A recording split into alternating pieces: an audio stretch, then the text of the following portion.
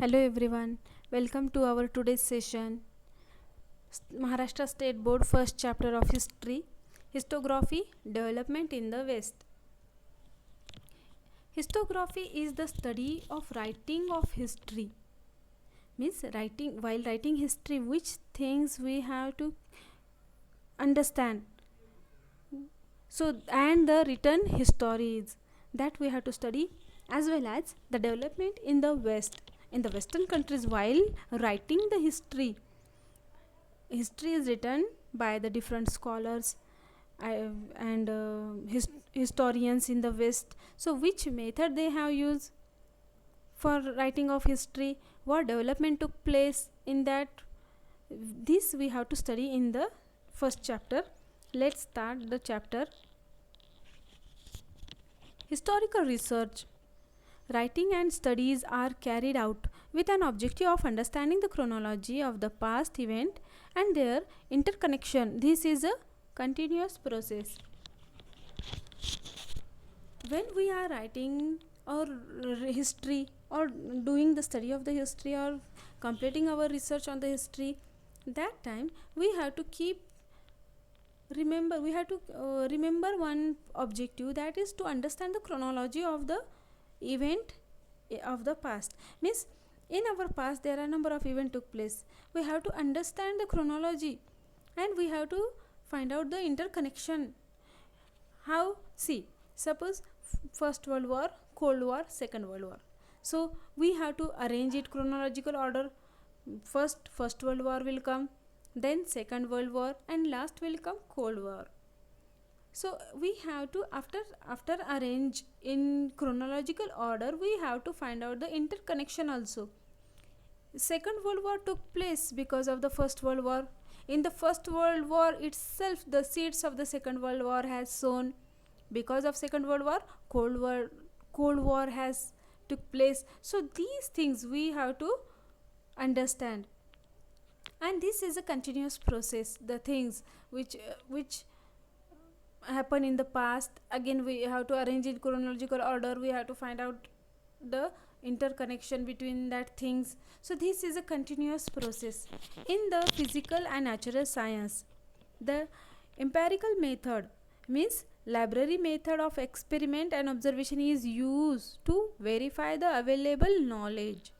This method allows formulating laws that remains true irrespective of time and space. Those laws can be tested and proved repeatedly. So in the physical science and the natural science, empirical method is used. Empirical method means laboratory method or of experiment and observation. By doing various experiments, by doing the various observations, particular knowledge can prove right or wrong. So this can be proved irrespective of the time and space. For example, Newton's law of motion. So that time he has proved it right. Today also Newton's motion of law is also remains true, and we can do the same experiment today also. By doing the experiment, we can prove the things in the physical science and the natural science, but it is not possible in our history. So see, in historical research, it may not be possible to use the method of laboratory experiment and observation. This is so because we were not present in that historical time and space, and the historical event cannot be recreated. Here it is said that the methodology, which methodology? Empirical methodology means library method or laboratory method or and observation method we cannot apply in the history, because we were suppose for observation we were not present in that particular time. Suppose we are talking about Battle of Plassey, so observation how it is possible, because that time we were not present. Experiment also we cannot do on that Battle of Plassey. We cannot recreate that event. How we can recreate the Battle of Plassey now? So in this way it is not possible in the history. Also, in history, it is not possible to formulate laws that remains true irrespective of time and space. The laws which are proved in the physical science, that laws are true today also. We can prove it true because of experiment, because of laboratory method. But in history, like that, laws are not remain true irrespective of time and space. Suppose in suppose few years back, some some laws are created in the history that may be today false. For example, some historians, they have studied on the Harappan civilization, and they came to conclusion that Harappan civilization is destroyed due to flood. But after few years, another historians, they did a study, and they came to come on the conclusion, whatever sources they got, whatever whatever references they got, and on the basis of that references, they prove that Harappan civilization is destroyed not because of flood but because of earthquake. Because of earthquake, that whole civilization is buried under the earth. So in this way, the laws does not remain true irrespective of time and space in the history. To begin, we need an expert who knows the language and script of historical document in order to read it and understand its meaning. So in the while writing historiography, we need an expert person. The person should know the language and the script of the historical document. Suppose we got a letter, and in that letter, the letter is written in which language, that to know that language we require expert person. The script, in which script it is written. So in this way, to understand its meaning, we require a expert person. Also, the expert can examine the authenticity of the document by using criteria. So that letter is true or false. Means, suppose I got a letter and I am saying that this letter is belonging to the Mughal Empire. So first suppose I am saying like that, then nobody will believe on me because I don't have any proof. I have to prove it. How I will prove it? By using different criterias. What are that criterias? How I will check the authenticity of the document? Authenticity means the quality of or true. So here, suppose that document I am saying it is belonging to the Mughal Empire, then I have to prove it. What criteria I have to use? See, the criteria such as lettering style, which style is used, author style of writing, the author which has written his style, I have to decode it. Manufacturing the date and type of paper, manufacturing date and type of paper. Manufacturing date, it is possible today because of carbon dating. Because of carbon dating process, we can understand in which age this or which period this letter has written. Type of paper, which type of paper is used, and then by the uh, references, we have to take out the references and we have to check it whether such type of papers are used in that particular period or not. Tadpatra, which period it is used. So in type of paper, script which is written, the style of writer, these all the things we have to study and we have to check the authenticity. उसकी सच्चाई जानने के बाद ही we can come to the conclusion. Then after this all the thing, the historians, they are scrutinizing, checking by the, historians with the help of relevant historical references. I said that references. Now we suppose we have the references, various books we have, letters we are having. So by these thing, we manuscripts means handwritten books. So in this way, we have to check out whatever we information we are having, is it true or false. So these things we have to do study before writing history. So here historical research method. Historical research method is given writing historical narrative. For writing historical narrative, some things we have to keep, we have to give focus. Number one, formulating hypothesis means some type of assumptions we have to formulate.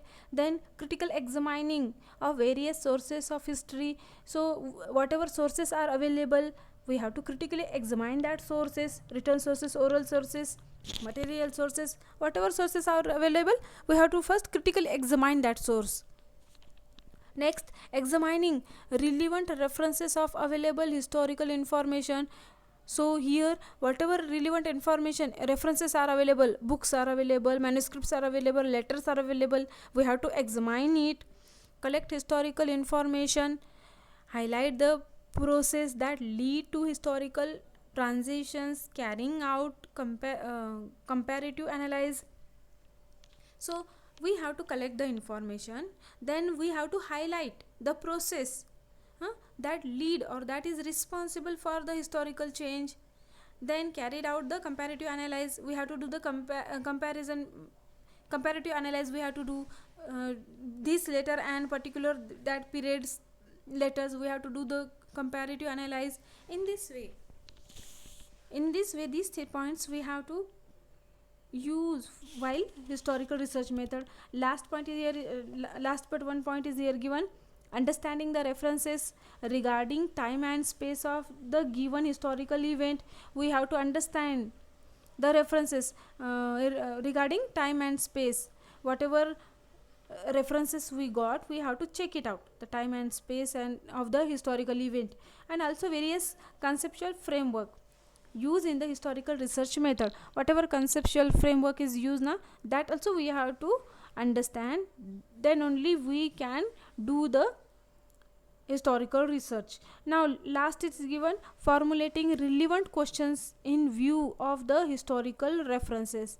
Means we have to formulate various questions, relevant questions.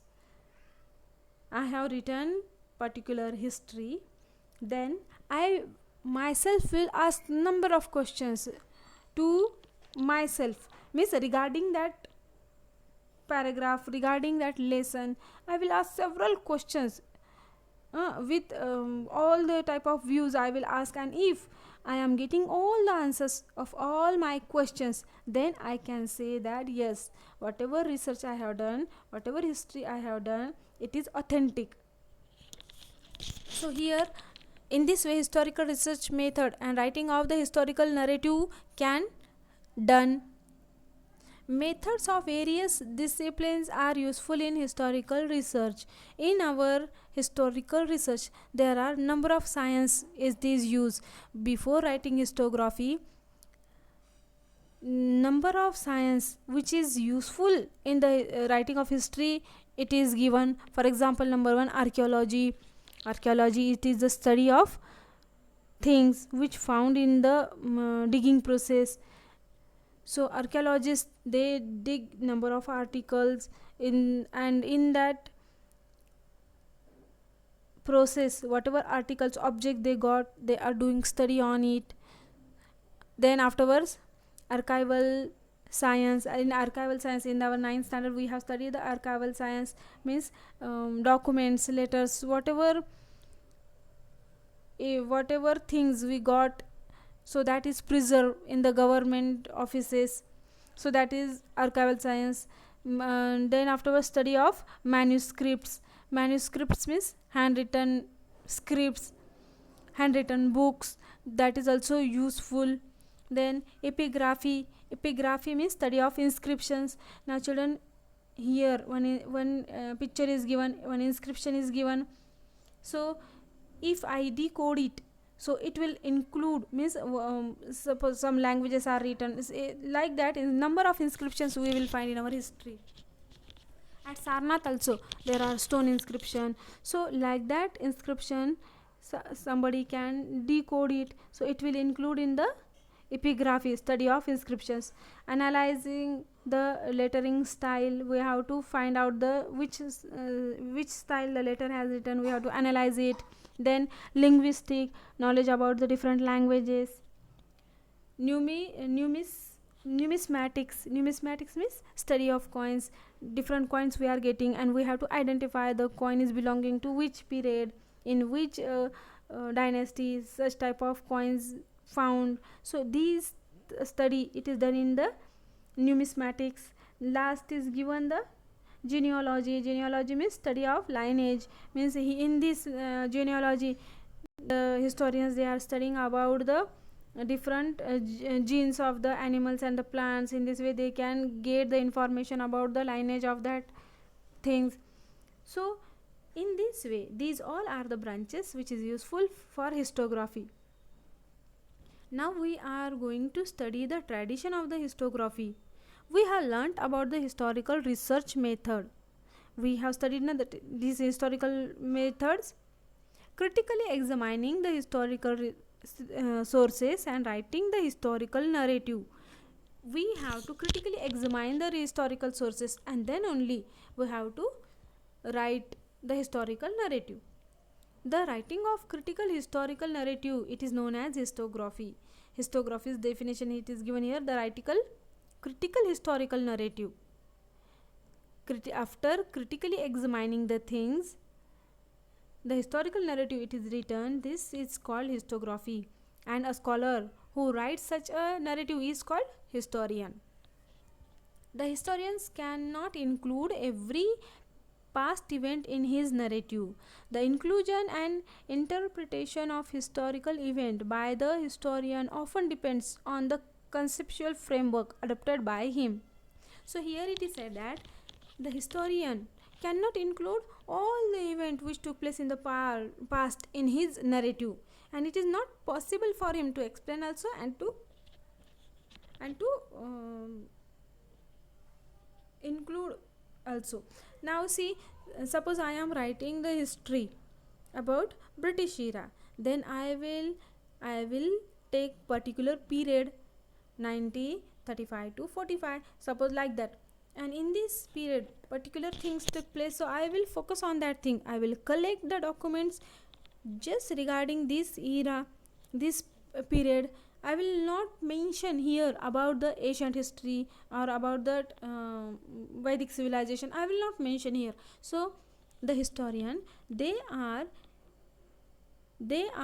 writing or including the information which is in their conceptual framework that is adopted by them. So here, whatever information they want to represent in front of the reader, so according to that they will prepare the framework, and with that point of view they will write the history.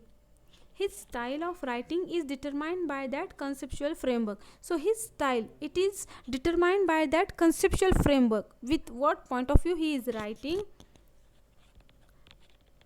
The tradition of writing historical narrative, that is histography, was not prevalent in the ancient societies of the world.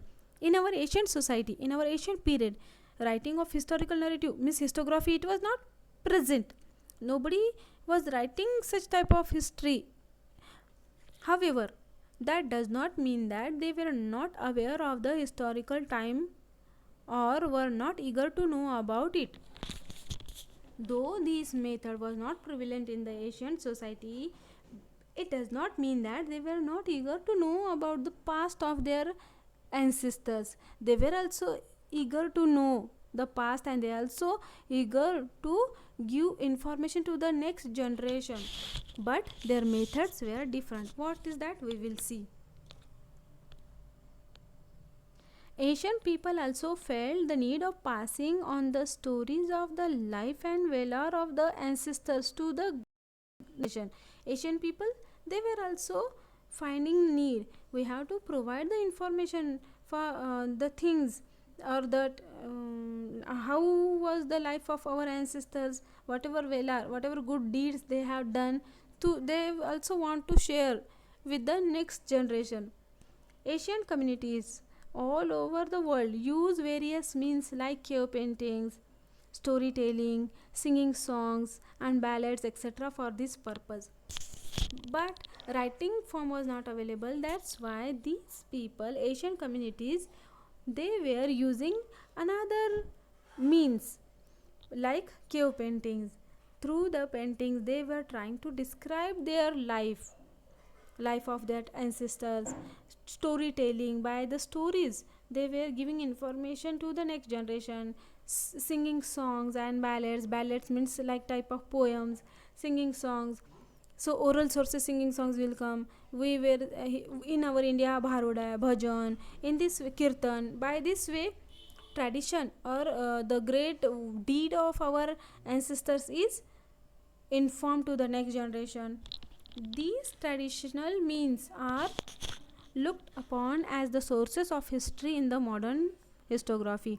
So these all the information that is looked as the source of modern historiography. So if we want to write the history about the ancient time, we will take references of these things. Now here one information is given: the earlier inscription in the Louvre Museum. So see here children, the picture is given. It is found in the Louvre Museum. The above picture shows the fragment of the earliest inscriptions. A forward marching file of soldiers holding shield and spear is seen here. The general is in front. Now see. So if you are able to see these circles, these are the head of the soldier. So it is the marching process is going, and here one front, the man is given, he is the head of that march. In that their hand weapons are there. They are using the weapons like shield and spear. The tradition of recording historical event can be tracked back to Sumer civilization in Mesopotamia. Names of Sumerian king and the stories of battles fought by them have been preserved in various inscriptions. So these record we found in the Sumer civilization in the Mesopotamia. In that Sumerian kings, their battles fought by them, this is preserved by the various inscriptions. The earliest inscription shown above the date back to 4500 BCE, before Common Era. It is also known as before Christ. It records the battle for them. It is now displayed at the Louvre Museum in France. So now such type of inscriptions we found in the Louvre Museum. So in this museum, these inscriptions found, and on this inscription the battle, how it was fought between the two kings, which weapons were used, how the marching process is going. In this way the inscriptions was given. Now in our tomorrow session we will study the next point.